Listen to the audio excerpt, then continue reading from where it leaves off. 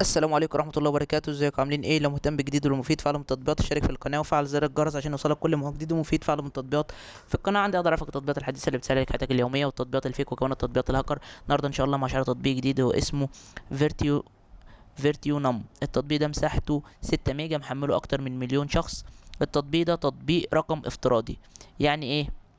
يعني لو انت معاك موبايل بتاعك وفيه خط ومحتاج ان انت يكون معاك رقم تاني تقدر ان انت تسجل بيه على السوشيال ميديا، تقدر ان انت تعمل منه مكالمات بس مثلا تكون خاصة بالشغل، تبعت منه رسائل، محدش يكون عارف الرقم بتاعك البرايفت او الرقم بتاعك يكون خاص يكون لعيلتك مثلا بس. فانت بتقدر للرقم ده ان انت تحمل التطبيق وبيجي لك الرقم الافتراضي ده.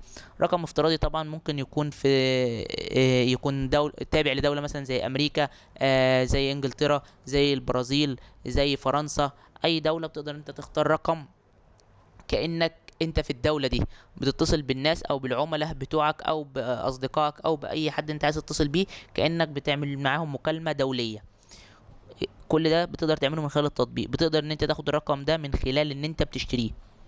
يعني التطبيق مش مجاني، في تطبيقات تانية شبيهة بيكون التطبيق او الرقم بتاخده مجاني او مش مجاني بمعنى اصح. يعني بيكون بتقدر ان انت تشوف اعلانات على التطبيق وتدعم التطبيق، فلذلك بيديك وقت مثلا معين ان انت تشغل فيه الرقم ده وتعمل منه مكالمات او تستقبل من عليه مكالمات او تسجل بيه على السوشيال ميديا زي مثلا واتساب، زي انستجرام، زي فيسبوك، زي اي تطبيقات بتحتاج رقم تليفون.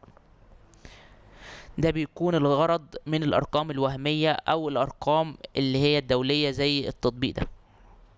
بس التطبيق ده لازم تشتريه بفلوس.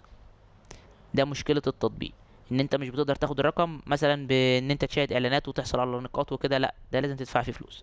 بس كده يعتبر اصلا شرح للتطبيق. بالنسبه للمميزات والعيوب، لو عجبك شرح التطبيق تدوس لايك الفيديو. لو عايز شرح التطبيق معين تسيب لي في الكومنت. لو شفت ميزه او عيب للتطبيق في اي تحديث من التحديثات القادمه اكتبها في تعليقات الفيديو. شكرا، سلام عليكم.